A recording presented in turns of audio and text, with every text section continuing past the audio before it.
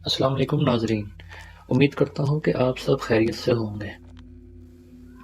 ناظرین، الحمدللہ اللہ تعالیٰ نے ہمیں مسلمان گھرانے میں پیدا کیا اور ہمیں اسلام جیسی نعمت سے نوازا۔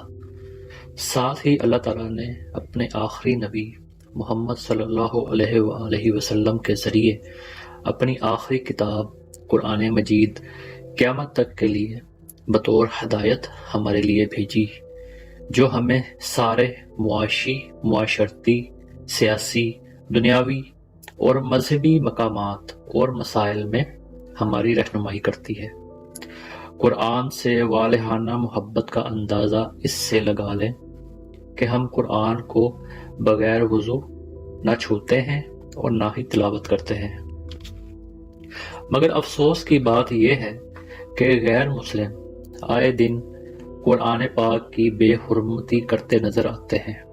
ابھی ریسنٹلی سویڈن میں ہونے والے واقعے میں، جس میں قرآن کو وہاں کے ایک سیاسی لیڈر راسموس پلوڈن نے ترکی ایمبیسی کے سامنے قرآن کے نسخے کو جلا ڈالا، جس کی وجہ سے 2 ارب مسلمانوں کی دل آزاری ہوئی، اور اب اس واقعے کے خلاف مختلف ممالک میں مظاہرے اور پرمذمتی قراردادیں پاس کی جا رہی ہیں۔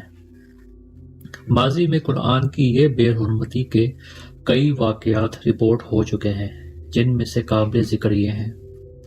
2005 کے وسط میں کیوبا میں موجود امریکی فوجیوں کے حراستی کیمپ گوانتانامو بے میں مسلمان قیدیوں کے سامنے قرآن مجید کی بے حرمتی کے تقریباً 5 واقعات پیش آئے، جنہوں نے بڑے پیمانے پر مسلم کش فسادات کو جنم دیا۔ ایک اخباری رپورٹ کے مطابق یہ دعویٰ کیا گیا کہ یہ امریکی تفتیش کار تھے جنہوں نے قرآن پاک کی بے حرمتی کی۔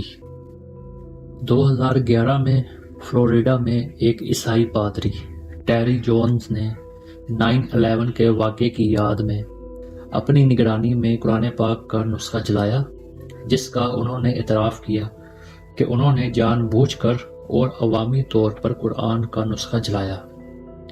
پھر سپتمبر 2012 میں ایک بدھ مت کے پیروکار نے سوشل میڈیا پر قرآن کی بے حرمتی کی تصویر شیئر کی، جس کے نتیجے میں بنگلہ دیش میں غیر مسلموں کی عبادت گاہوں کو توڑ پھوڑ کا نشانہ بنایا گیا۔ فروری 2012 میں امریکی فوج کے بگرام ایئر بیس پر قرآن پاک کو غلط طریقے سے ضائع کرنے پر افغانستان کے مختلف حصوں میں مظاہرے شروع ہوئے، جس کے نتیجے میں 30 سے زائد افراد ہلاک اور کئی زخمی ہوئے۔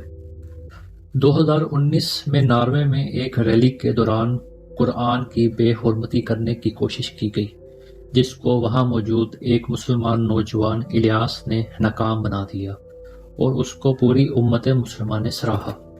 ناظرین، اس کے ساتھ ساتھ قرآن پاک کی بے حرمتی کے الزامات بھی لگتے رہے ہیں، جو بعد میں ثابت نہیں ہو سکے۔ 2015 میں افغانستان کے شہر کابل میں زین الدین نامی شخص نے ایک عورت جس کا نام فرخندہ شاہین ہے پر قرآن کو مبینہ طور پر جلائے جانے کا الزام لگایا، جس کے نتیجے میں وہاں کی پبلک نے فرخندہ کو تشدد کا نشانہ بنایا اور پھر قتل کر دیا۔ بعد میں تحقیقات کے مطابق پتہ چلا کہ اس نے کچھ بھی نہیں جلایا تھا۔ تمام مسلمان قرآن مجید کے علاوہ باقی مذاہب کی کتابوں کا بھی احترام کرتے ہیں، اور یہ ہمارے عقیدے کا حصہ ہے کہ ہم نے غیر مسلم لوگوں کو بھی ان کے پورے حقوق دینے ہیں اور ان کو مکمل مذہبی آزادی دینی ہے۔ لہٰذا بحیثیت مسلمان ہم قرآن پاک کو بغیر وضو چھوتے بھی نہیں، یہاں تک کہ قرآن پاک کے خستہ حال نسخوں کا بھی احترام کرتے ہیں۔ جان بوجھ کر قرآن مجید کی بے حرمتی کرنا، اس کی سزا پاکستان کے قانون کے آرٹیکل 295B کے مطابق سزائے موت یا عمر قید ہے، مگر یہ قانون عام عوام کو اپنے طور پر سزا دینے کی ہرگز اجازت نہیں دیتا۔ لہٰذا ایسے واقعات کا خود سے فیصلہ کرنے کی بجائے قانونی اداروں کے ذریعے فیصلہ کروایا جائے۔ ایک حقیقت یہ بھی ہے کہ عوام کو قرآن کے خستہ حال اور پھٹے ہوئے نسخوں کو ڈسپوز کرنے کی اویئرنیس نہیں دی گئی۔ قرآن کے پھٹے یا شہید شدہ نسخوں کو کسی کپڑے میں لپیٹ کر ایسی جگہ دفن کر دینا چاہیے جہاں لوگوں کا گزر نہ ہونے کے برابر ہو، یا قرآن کے ایسے نسخوں کو گورنمنٹ اداروں کی نگرانی میں جلا کر ان کی راکھ دریاؤں میں ڈال دینی چاہیے۔ ہم نے جتنے بھی واقعات یہاں ذکر کیے ہیں ان میں مسلمانوں کے لیڈروں اور OIC جیسے اداروں کا رول مذمت سے زیادہ آگے نہیں گیا، جس کی وجہ سے غیر مسلم شدت پسندوں کو اسلام کو بدنام کرنے اور ان کو مشتعل کرنے کے اوچھے ہٹ کندوں کا استعمال روز بروز بڑھ رہا ہے۔ ضرورت ہے کہ مسلمان ممالک آپس کے اختلافات کو سائڈ پر رکھ کے ایسے واقعات کو روکنے کا مضبوط قانون بنائیں، تاکہ جس طرح ہم دوسرے مذاہب کی کتابوں کا احترام کرتے ہیں ویسے ہی وہ بھی قرآن پاک کا احترام کریں۔ اور آخر میں ایک تلخ حقیقت بھی ڈسکس کرتے جائیں۔ غیر مسلم تو چلو قرآن پاک کی بے حرمتی کرتے ہیں، اس کو نعوذ باللہ پھاڑ کر یا جلا کر، تو کیا یہ قرآن پاک کی بے حرمتی نہیں کہ قرآن کی تعلیمات پر ہی عمل نہ کیا جائے؟ کیا قرآن پاک کی یہ بے حرمتی نہیں کہ وہ سود کو حرام قرار دیتا ہے، مگر دنیا میں کوئی ایسا ملک ہے کہ جہاں سودی کاروبار نہ ہوتا ہو؟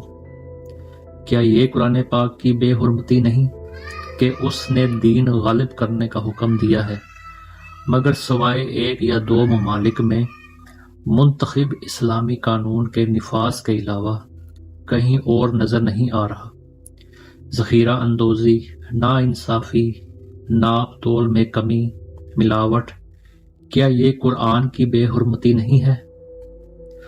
ہم کتنا دوسروں کا خیال کرتے ہیں یہ ہم نے کووڈ کے دنوں میں دیکھ لیا تھا، جہاں بھوکے مرنے کے ڈر نے ہمیں بھوکے مرتے لوگوں کی پرواہ بھی بھلا دی تھی۔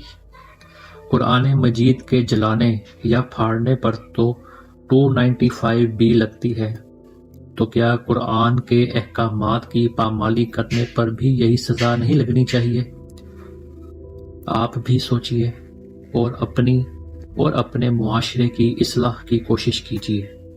اللہ آپ کا حامی و ناصر ہو۔